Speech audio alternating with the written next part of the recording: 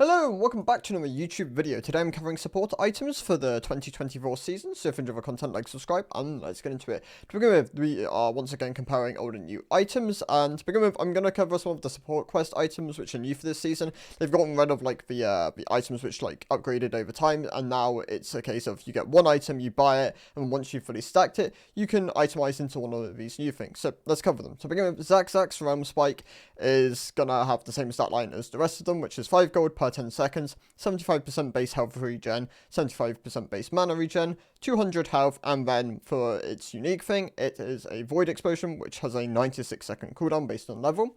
Dealing ability damage to a champion causes an explosion at their current location that damages the target and nearby enemies, dealing 50 to plus 3% max health magic damage, capped at 300 against monsters, which is a pretty nice item. This would definitely be something which AP casters within the bot lane would look at and be quite encouraged to buy.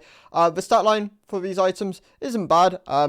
Base health regen, base mana regen, very valuable stats. 200 health is a nice amount of durability to gain, and 5 gold per 10 seconds is a nice buff compared to the 3 gold per 10 seconds which we had on the old support items. So they look pretty good. Alongside this, we'll further on see that a lot of the support items are better compared to what they used to be. So this gold per 10 seconds is a very nice buff.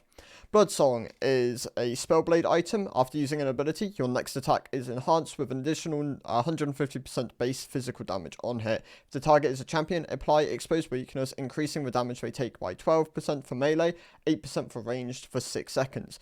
Main thing here is this is a Sheen kind of style item, so you're going to want this on the likes of Senna and other Sheen users within the bot lane. The main thing though, also alongside the Sheen thing, is the fact that it applies Exposed Weakness, which is a 8% buff on ranged champions for 6 seconds. Like 6 seconds of a amplifying buff is really powerful. 12% for melee, also really strong. So you might see this on Sheen melee users as well, which could be interesting if we start seeing some of those in the bot lane. Solstice Slay is a it has the unique effect of going sledding, which is a 20-second cooldown.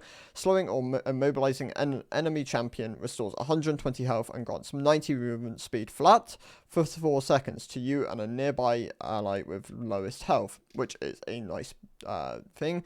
20-second cooldown is very long though. I don't see this being used a huge amount unless you really value the movement speed, and it has like an abuse case with the ADC, as this is very much an item you're going to have going on 10 minutes, 15 minutes into the game.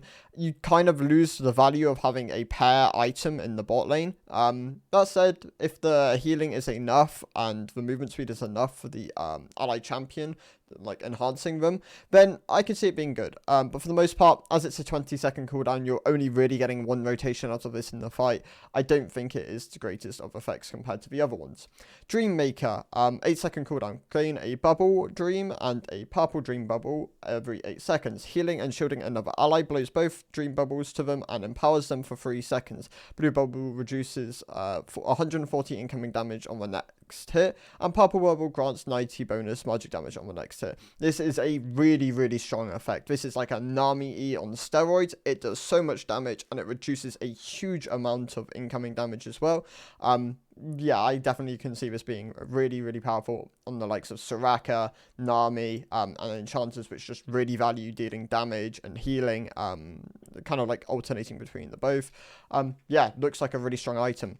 Celestial Opposition, Blessing of the Mountain, become blessed to reduce incoming champion damage by 35%, 25% from ranged, lingering for 2 seconds after taking damage from a champion. When the shield breaks, unleash a shockwave around you that slows nearby enemies by 50% for 1.5 seconds, refreshing after not taking damage for 20 seconds. So this is like an old turbo chem tank combined with a bit of damage reduction. Very nice on the likes of Leona, Nautilus, champions which really value going in and being able to stick to their target. The shockwave is really valuable for this. Yeah, I could definitely see it being a very valuable frontline option.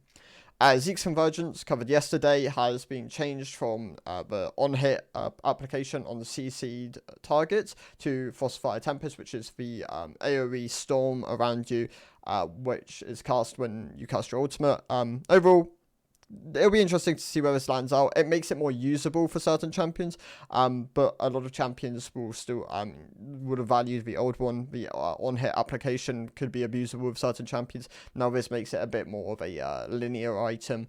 Yeah, the likes of Leona will really value this. The Storm and the Slow, once again, really powerful. If you can chain slows, then that is also really powerful. Running something like the support item alongside this could be a good pairing. Morel is now a 2,200 gold cost item. It has the same AP. It's lost the health and the magic pen, but has gained 90 ability haste. This definitely opens it up more as a more, it makes it more usable as an option for certain champions. It is still very, it is very cheap now, and still the main thing is it applies grievous wounds. Whether this is like purchased a lot, it'll be interesting to see how powerful healing is next season. But for the most part, with healing looking like it's staying kind of neutral, I don't see this getting picked up by like an Oblivion Orb and then a full completion if needed on a certain champion. Once again, still be really powerful on a multi-application spells. The likes of Swain R, Swain W, Swain Q makes Morello's a good item on Swain. Well, especially Oblivion. Morello's less so, but still not a bad item, especially into heavy healing comps. If once again comps don't heal a huge amount, then I imagine this would be an item which is skipped for the most part. Shirley's Bloodsong is going up by, well, it's going down 100 gold in cost. It is going up by 20 ability power. The health is gone. The ability haste is going down by 5. They have added movement speed of 8%, which is quite nice. Base mana regen has gone up by 25% as well. And the active is still the 30% movement speed for 4 seconds with a 75% cooldown, 75 second cooldown. Motivation is gone. You no longer gain a boost of movement speed whenever you just heal or shield an ally for 1.5 seconds. This ended up being used like at awkward times. It was still a nice mobility, and the mythic passive of CDR going, it does hurt this item a bit, but it's still got a good stat line. I imagine certain enchanters will still definitely look at this and pick this up.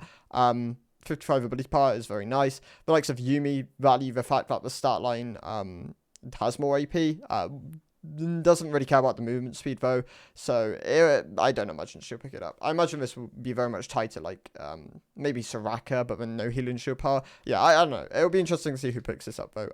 Yeah, if you've got any thoughts on this, yeah, tell me down in the comments. Actually, Karma might be one that kind of jumped to my mind.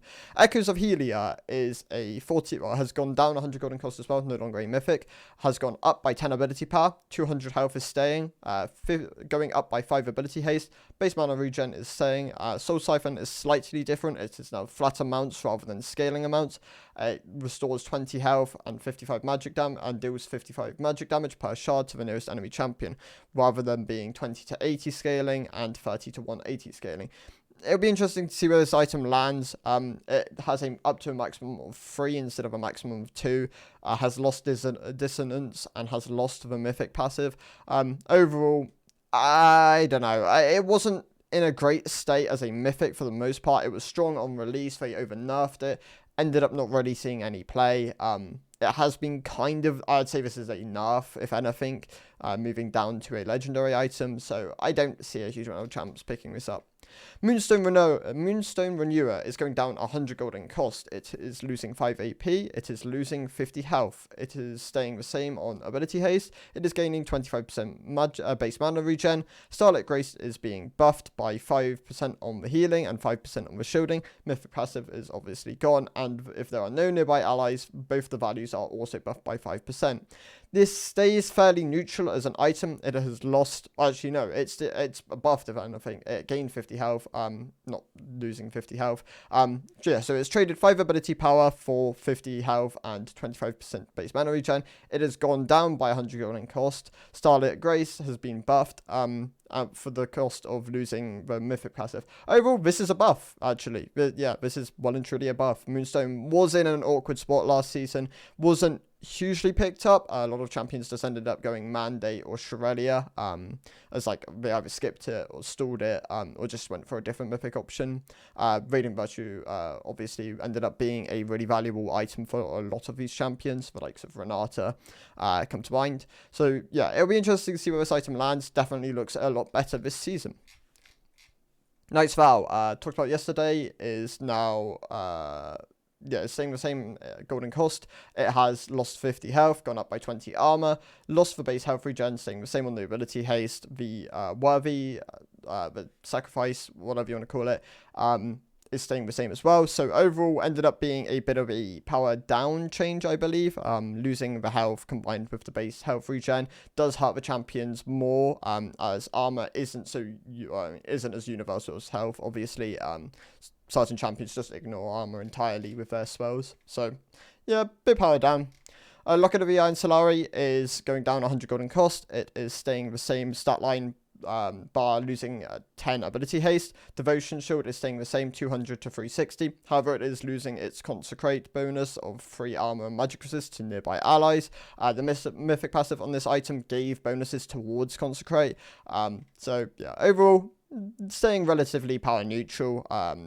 It's power down, but Locket was already a strong item. For moving into the new system, it is a power neutral change for the most part. Frozen Heart is a big one. It is going down 400 golden cost. It is going down 20 armor. Past that, it is staying the same. So Frozen Heart looks just like an insane pickup item. It's so cheap and it's so valuable for its stat line for the most part.